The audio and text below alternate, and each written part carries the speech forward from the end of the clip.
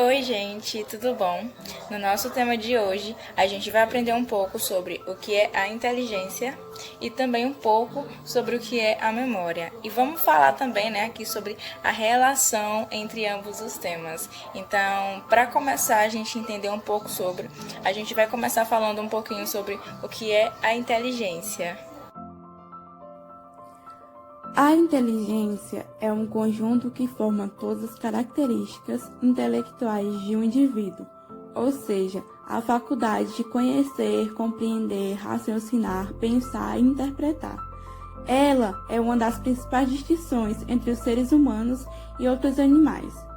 Etimologicamente, a palavra inteligência se originou a partir do latim intelligia, oriundo de intelligere, em que o prefixo inter significa entre e ligere quer dizer escolha.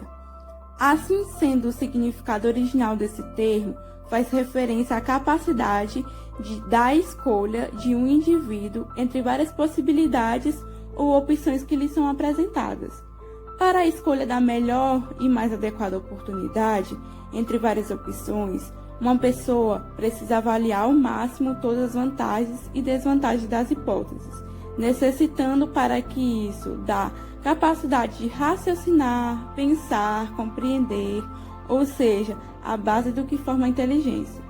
Entre as faculdades que constituem a inteligência, também está o funcionamento e uso da memória, do juízo, da abstração, da imaginação e da concepção. Os conceitos e definições da inteligência variam de acordo com o grupo a que elas se referem.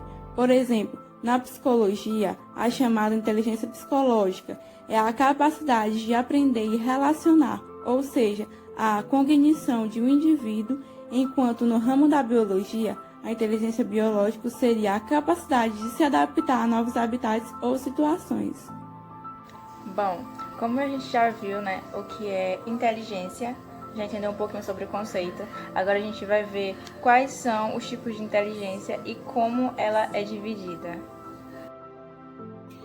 Existem 9 tipos de inteligência, que é a inteligência linguística, que estuda a linguagem, fala, textos, inteligência lógica matemática, que é a capacidade para utilizar números de forma afetiva, inteligência espacial, que se relaciona com a capacidade que a pessoa tem para lidar com aspectos como linha, forma, figura, espaço e a relação entre eles. Inteligência musical, que é a facilidade de ouvir sons ou ruídos, é a habilidade também de compor, entre outras capacidades. Inteligência corporal e sinestésica, que é a capacidade de utilizar o próprio corpo com grande precisão, ajudando a executar novas metas. Inteligência intrapessoal, que é a capacidade de identificar as próprias emoções e dominar elas. Inteligência interpessoal, que é a habilidade de entender e reagir adequadamente ao seu meio social. Inteligência existencial, que é a última, é a acessibilidade e capacidade de abordar questões profundas, como questões sobre a existência, questionamentos sobre qual é o sentido da vida. Bom, agora que a gente aprendeu um pouquinho sobre o que é a inteligência e como ela é dividida e quais são elas, quais são os tipos, a gente agora vai aprender um pouquinho e vai ver também e entender um pouco sobre o conceito de memória.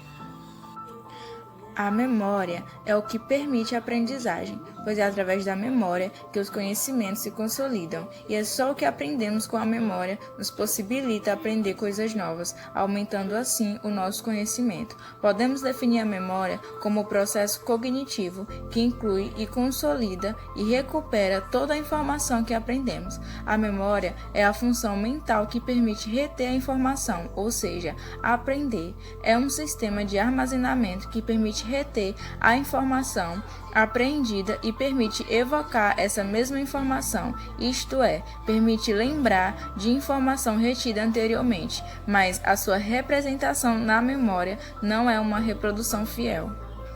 O processamento da informação dá-se em 3 fases: codificação, armazenamento e recuperação. A codificação é a primeira fase da memória que prepara as informações sensoriais para serem posteriormente armazenadas no cérebro. Baseia-se na tradução de dados num código, que pode ser acústico, visual ou semântico. Depois de codificada a informação, a mesma vai ser armazenada. O armazenamento de informação consiste no registro de informação sobre algo como, por exemplo, a última passagem de ano que celebramos. Na recuperação, recupera-se uma informação, ou seja, lembramos-nos, evocamos e recordamos uma informação. Bom, agora que a gente viu, anteriormente aqui um pouquinho sobre o que é a memória e um pouco sobre esse conceito, a gente também vai ouvir aqui um pouquinho sobre o que o autor Ivan Esquerdo fala sobre a memória. Ivan Esquerdo define a memória como a aquisição e conservação de informações. Se torna uma coisa grande porque é formada pelo processo de aquisição, que é quando adquirimos essa memória, o processo de formação, que é quando formamos acontecimentos dessas memórias, o processo de conservação, que é quando conservamos esses acontecimentos, e o processo de evocação, que consiste em apresentar estímulos vinculados à formação de memória. A memória mais rápida é a de trabalho, que é usada para se entender o que está acontecendo. Ela meio que desaparece em segundos, porque Ivan dá um exemplo de que o ouvinte não consegue lembrar a terceira palavra da frase pronunciada anteriormente pelo locutor. Tem a memória que dura minutos ou horas, que consiste basicamente em corte de coisas que não são realmente necessárias, e tem a memória de longa duração, que dura 6 horas ou mais. Em animais, as memórias permanecem 1 dia ou 2 após os acontecimentos. Já nos humanos, as memórias mais conservadas são as de conteúdo forte, que estão ligadas à emoção, porque a emoção faz parte do sistema nervoso central, que possui terminações nervosas, que liberam neuroadrenalina, que trazem de volta essas memórias. Bom, gente, agora que a gente já entendeu um pouquinho sobre o conceito de memória e também sobre o que o autor Ivan Esquerdo fala, a gente vai ver agora como a memória ela é dividida e quais são os tipos de memória. Existem alguns tipos de memória. A memória sensorial, que é um tipo de memória que tem origem nos órgãos sensitivos. A memória de curto prazo, que é esse tipo de memória a gente retém a informação durante um período limitado de tempo, e aí depois disso ela pode ser esquecida ou passada para a memória de longo prazo. A gente também tem a memória imediata, que é uma informação recebida, e ela fica retida durante um curto período de tempo, cerca de 30 segundos. Memória de trabalho, e nesse tipo de memória a gente mantém a informação enquanto ela é útil. Tem também alguns tipos de memória de longo prazo, que são memória declarativa e memória não declarativa. A memória declarativa ela também pode ser designada por explícita ou memória com registro.